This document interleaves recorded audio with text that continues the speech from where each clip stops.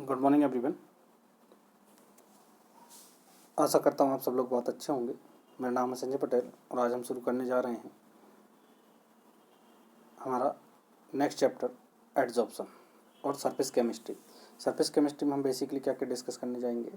Surface chemistry में हम पढ़ेंगे एडजॉर्प्शन, एब्जॉर्प्शन और डिफरेंट कॉन्सेप्ट्स के बारे में। पहले तो हम पढ़ेंगे एडजॉर्प्शन के बारे में कि एडजॉर्प्शन क्या होता है, फिजिकल एंड केमिकल एडजॉर्प्शन क्या होता है, कौन कौन से फैक्टर्स हैं जिसके ऊपर एडजॉर्प्शन ऑफ गैसेस और लिक्विड और सॉलिड्स डिपेंड करता है। उसके बाद पढ़ेंगे हम क्या कि होमोजीनियस एंड हेट्रोजीनियस मिक्सचर्स क्या होते हैं, या होमोजीनियस और हेट्रोजीनियस कैटलिस्ट क्या होते हैं, एक्टिविटी और सिलेक्टिविटी कैसे होती है, एंजाइम कैटालाइसिस क्या होती है। उसके बाद देखेंगे कोलाइडल स्टेट, कोलाइडल किस तरीके से बनता है, ट्रू सॉल्यूशन, कोलाइडल सॉल्यूशन और सस्पेंशन के बीच में डिफरेंस पढ़ेंगे। फिर लायोफोबिक और लायोफिलिक के बारे में पढ़ेंगे। कोलाइडल सॉल्यूशन मल्टीमोलिकुलर और माइक्रोमोलिकुलर सॉलिड कोलाइड्स कैसे बनते हैं। उसके बाद हम देखेंगे क्या प्रॉपर्टीज़ ऑफ कोलाइडल सॉल्यूशन, जिसमें आते हैं हमारे क्या Tyndall effect, Brownian motion, electrophoresis and coagulation. और उसके बाद देखेंगे हम एमल्सन्स, किस तरीके के एमल्सन होते हैं, oil and water and oil type. इन सब चीज़ों के बारे में हम डिटेल में डिस्कस करने जाएंगे। सबसे पहला कॉन्सेप्ट आता है हमारा क्या एडजॉर्प्शन। तो सबसे पहली बात तो ये है कि एडजॉर्प्शन क्या है, एक सरफेस फिनोमिना है। Adsorption is the surface phenomena. Surface phenomena मतलब क्या होता है, जिसमें कि हम किसी एक सरफेस के ऊपर अगर पार्टिकल्स अटैच हो रहे हैं। सपोज करिए कि आपने एक चौक लिया, चौक को प्लेस कर दिया किसके अंदर, ये चौक था, इस चौक को मैंने प्लेस कर दिया किसके अंदर, जो भी हमारा ऑयल या फिर पेंट था, पेंट के अंदर। जैसे ही मैं इसे प्लेस करूँगा तो क्या होगा, जो पार्टिकल्स ऑफ ऑयल थे वो कहाँ पे अटैच हो जाएंगे, पार्टिकल्स ऑफ ऑयल जो थे वो सिर्फ कहाँ पे जाके अटैच होंगे, हमारे सरफेस के ऊपर अटैच होंगे, थ्रू आउट द वॉल्यूम नहीं जाएंगे। जो हमारे डस्ट पार्टिकल थे, या फिर सपोज आपने इस चौक को प्लेस किया किसके अंदर, जो पेंट थे, तो पेंट के जो पार्टिकल्स हैं वो कहाँ पे जाके अटैच हो रहे हैं, सिर्फ सरफेस के ऊपर हो रहे हैं। ठीक है, तो जो सरफेस के ऊपर अटैच होता है उसे बोलते हैं क्या, सरफेस फिनोमिना है। तो adsorption is the surface phenomena in which to satisfy the free valencies on the surface of liquid on solid substances, particles of other substances get temporarily bonded to the surface of liquid or solid। देखो दो तरीके होते हैं। अब यहाँ पे अंदर वाले जो पार्टिकल्स थे, अंदर वाले पार्टिकल्स की तो सबकी बॉन्डिंग बनी हुई है, लेकिन जो सरफेस पे पार्टिकल्स थे उनकी कुछ फ्री वैलेंसीज होती हैं। अब उन फ्री वैलेंसीज के ऊपर कौन चला जाता है, ये जो हमारे पार्टिकल्स आ रहे थे ये पार्टिकल्स आके अटैच हो जाएंगे। सपोज करो कि ये पार्टिकल्स किसके हैं, पेंट के पार्टिकल्स हैं, और ये पेंट के पार्टिकल्स जाके किसके ऊपर अटैच हो जाएंगे, हमारी surface of this chalk. Then this phenomena is called as adsorption. ये थ्रू आउट द वॉल्यूम नहीं जा रहा, कहाँ तक जाएगा, सिर्फ सरफेस पे अटैच हो रहे हैं। ये पार्टिकल्स आके कहाँ पे अटैच हो जाएंगे, जो भी फ्री वैलेंसीज ऑफ सरफेस पे जो फ्री वैलेंसीज थी उनके ऊपर जो अटैच हो जाएंगे, तो उसे बोलेंगे हम क्या, कि ये क्या हो रहा है, एडजॉर्प्शन हो रहा है। यहाँ तक कोई डाउट नहीं होगा किसी को। अब देखिए यहाँ पे आती है दो टर्म्स, एक आता है क्या एडजॉर्बेंट, दूसरा आता है एडजॉर्बेट। तो एडजॉर्बेंट मतलब क्या होता है और एडजॉर्बेट मतलब क्या होता है। तो एडजॉर्बेंट मतलब होता है कि जिसकी सरफेस पे जाके क्या हो रहा है, अटैच हो रहा है। सपोज करो कि इस केस में हमने क्या लिया था, चौक लिया था, तो चौक क्या था, एक एडजॉर्बेंट था। ठीक है, ये चौक क्या है, एडजॉर्बेंट था। और अगर हम बात करें कि जो हमारे पार्टिकल्स थे, किसके पार्टिकल्स थे, जो हमारे डस्ट उसके पार्टिकल्स थे, किसके कहना चाहिए, पेंट के पार्टिकल्स थे। ये पेंट के पार्टिकल्स किसके ऊपर जाके अटैच हो रहे हैं, on the surface of chalk. तो जो पार्टिकल्स ऑफ पेंट हैं वो क्या कहलाएंगे हमारे, क्या ये throughout the volume paint चला जाएगा, क्या चौक पूरा का पूरा हरा नीला लाल हो जाएगा, नहीं। इस कंडीशन में सिर्फ क्या होगा कि जो पार्टिकल्स थे वो किसके ऊपर अटैच हो गए हैं, चौक के ऊपर जाके अटैच हो गए हैं, टेम्पररीली बॉन्ड बना लिए हैं इनने। दो तरीके से हो सकते हैं, अगर टेम्पररी बॉन्ड बनाई है, बिग बॉन्डरेबल फोर्सेस से अटैच हुए हैं तो ये फिजी एडजॉर्प्शन हो जाएगा, और परमानेंट बॉन्डिंग बन गई है, केमिकल बॉन्ड्स बन गई है, तो उसे बोलेंगे क्या, केमिकल एडजॉर्प्शन बोलेंगे। तो इसे बोलते हैं क्या, एडजॉर्बेट। जो पेंट है उन्हें बोलेंगे क्या, एडजॉर्बेट। जहाँ की चौक था वो क्या कहलाएगा, एडजॉर्बेंट। यहाँ तक कोई डाउट नहीं होगा, यहाँ तक किसी को कोई डाउट नहीं होगा। तो एडजॉर्प्शन और एब्जॉर्प्शन का ये कॉज होता है। उसके बाद आते हैं एडजॉर्प्शन और एब्जॉर्प्शन में differences between adsorption and absorption. अब एब्जॉर्प्शन के बारे में अगर मैं बात करूँ कि चौक थी, चौक को आपने लिया और चौक को प्लेस कर दिया किसके अंदर, चौक को प्लेस किया है आपने, ले गए चौक को ला जाके आपने प्लेस कर दिया वाटर के अंदर। Suppose this one is the chalk and आपने इसे प्लेस कर दिया किसके अंदर, वाटर के अंदर प्लेस कर दिया। तो वाटर जो रहेंगे, वाटर मॉलिक्यूल्स, वो थ्रू आउट द वॉल्यूम चले जाएंगे। कहाँ तक चले जाएंगे? Through out the volume travel कर जाएंगे। तो इस फिनोमेना को बोलते हैं हम क्या? एब्जॉर्प्शन। एड्जॉर्प्शन में क्या होता है? सिर्फ सरफेस पे होते हैं। एब्जॉर्प्शन में क्या हो रहा है? पूरा through out the volume travel कर रहे हैं, या थ्रू आउट द बल्क में ये पूरा का पूरा क्या देखने को मिलेगा हमें? वाटर मॉलिक्यूल्स की प्रेजेंस देखने को मिलेगी। इसलिए देखिए पहला क्या बोलता है कि adsorption is the surface phenomena, जबकि दूसरा क्या है कि एब्जॉर्प्शन जो है वो कैसा है? बल्क फिनोमेना है। तो इसमें किसी को कोई डाउट नहीं होगा। दूसरा, एड्जॉर्प्शन पहले क्या होता है? फास्ट होता है। जो पार्टिकल्स आते हैं सरफेस के ऊपर, जो पार्टिकल्स अटैच हो रहे थे, वो शुरुआत में तो क्या होंगे? फास्ट होंगे, क्योंकि फ्री वैलेंसीज इन्हें देखने को मिलेंगी। सपोज थोड़े टाइम बाद क्या होगा? यहाँ के फ्री वैलेंसीज कम होने लगी, धीरे धीरे पार्टिकल्स अटैच होने लगे। तो क्या होगा? धीरे धीरे करके अब यहाँ पे पार्टिकल्स का अटैच होना क्या हो जाएगा? जो नया पार्टिकल आएगा उसका अटैच होना थोड़ा सा मुश्किल हो जाएगा। तो बिगनिंग में ये रेट ऑफ एड्जॉर्प्शन क्या होता है? फास्ट होता है। धीरे धीरे करके ये क्या होने लगता है? स्लो होने लगता है। जबकि एब्जॉर्प्शन का जो रेट होता है, रेट ऑफ एब्जॉर्प्शन है, वो क्या रहेगा? हमेशा through out the time, same beginning से लेके एंड तक अगर चौक को रखा है तो पानी इसमें क्या होता जाएगा? ट्रेवल होता रहेगा, सेम रेट पे ट्रेवल होता रहेगा। Is that okay?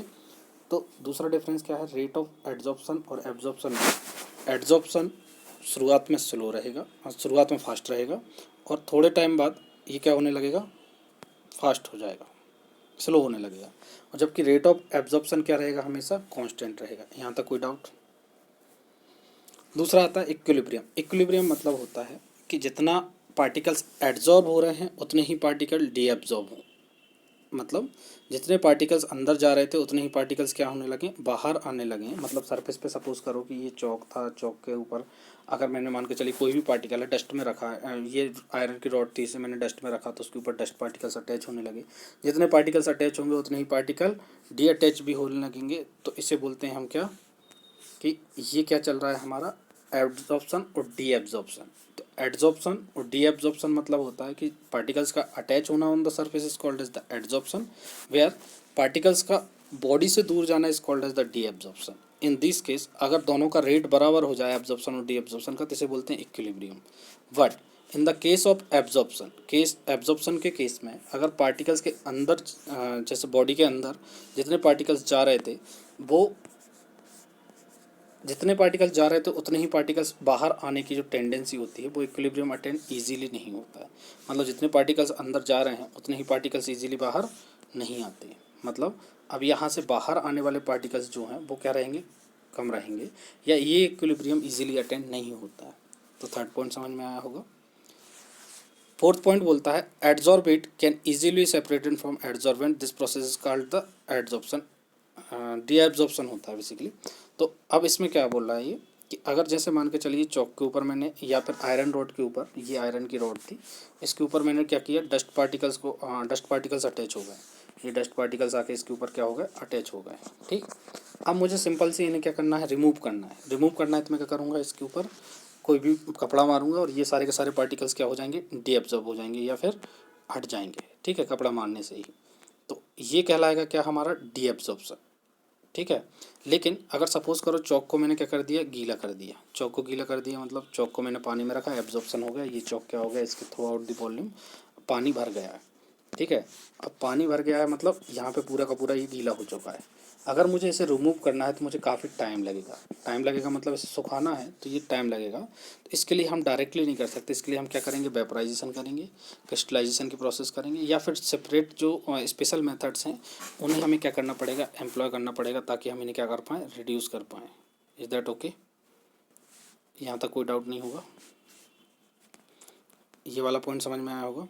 उसके बाद आती है कि extent of adsorption. Extent of adsorption मतलब क्या होता है? देखिए एक्स वाई एम कर्व और पी वी कर्व, मतलब एड्जॉर्प्शन आइसोथर्म बोलते हैं इसे। एक्स मतलब क्या है? Amount of substance adsorb on the surface of adsorbent, और पी मतलब होता है प्रेशर। तो इस कंडीशन में ये क्या है? देखिए पहले क्या हो रहा है? इंक्रीज हो रहा है।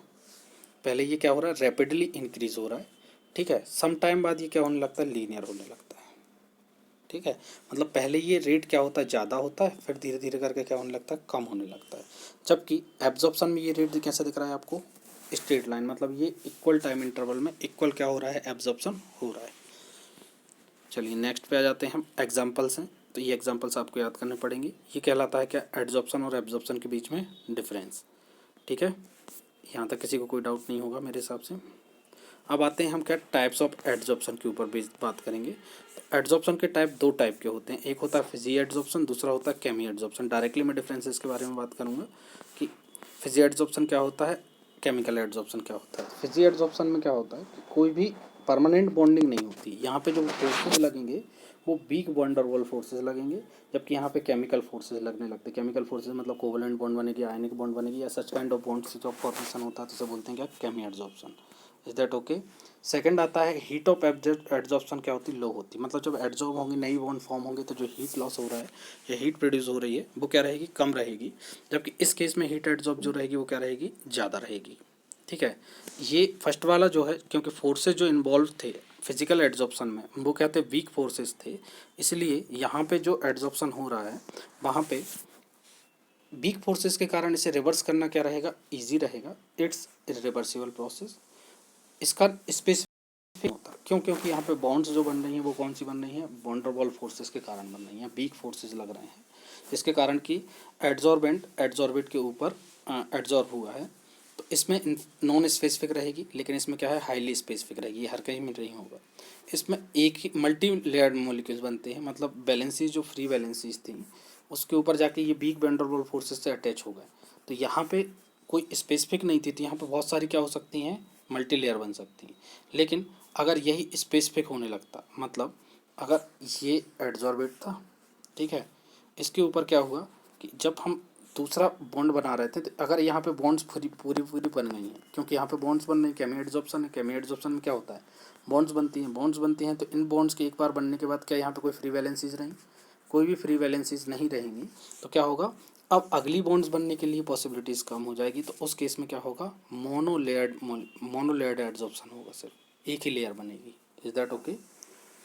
ये लो टेम्परेचर पर फेवरेबल होती है क्योंकि big van der Waals forces है। ये हाई टेम्परेचर पर फेवरेबल होती है। Chemi adsorption is favourable at high temperature, इसमें लो टेम्परेचर रहता है। क्यों, क्योंकि यहाँ पे big van der Waals forces है और यहाँ पे chemical forces, chemical bonding takes place कर रही है। ठीक है, उसके बाद आता है क्या हमारा, फर्स्ट ये इंक्रीज़ होता है प्रेशर के साथ में, after some time becomes constant, क्योंकि एक बार हमारे लेयर्स आ गए हैं, एक बार हमारे मॉलिक्यूल्स अटैच हो गए हैं, उसके बाद यहाँ पे कोई वो नहीं होता, मतलब प्रेशर का इफेक्ट नहीं होता ज़्यादा। दूसरा, अगर प्रेशर आप बढ़ाओगे इस पर कोई इफेक्ट नहीं होता, क्योंकि यहाँ पे केमिकल बॉन्डेड हो रही हैं।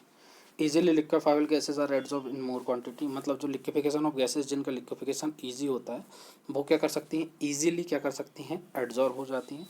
यहाँ पे कोई रिलेशन ऐसा ऑब्जर्व नहीं किया जाता।